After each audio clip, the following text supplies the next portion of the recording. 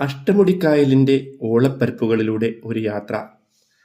തണുത്ത കാറ്റും കണ്ടൽക്കാടുകളും നിരനിരയായി പോകുന്ന ഹൗസ് ബോട്ടുകളും ചെറിയ വള്ളങ്ങളുമെല്ലാം ഞങ്ങൾക്ക് കാഴ്ചയുടെ ഒരു വിരുന്നു തന്നെ ഒരുക്കി.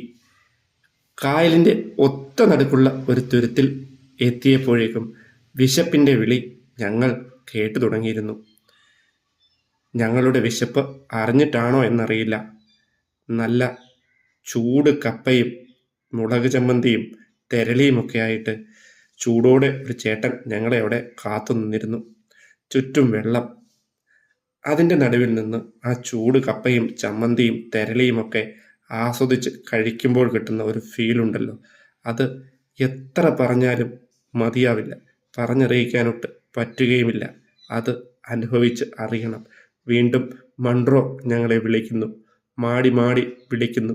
ഒരുപാട് കാഴ്ചകൾ ഒരുക്കി, നല്ല കപ്പയും ചമ്മന്തിയും ഒക്കെ ഒരുക്കി വെച്ച മൺട്രോ തുരുത്തിൻ്റെ കാഴ്ചകൾ ഇവിടെ അവസാനിക്കുന്നില്ല. യാത്രകൾ ഇനിയും തുടരുന്നു.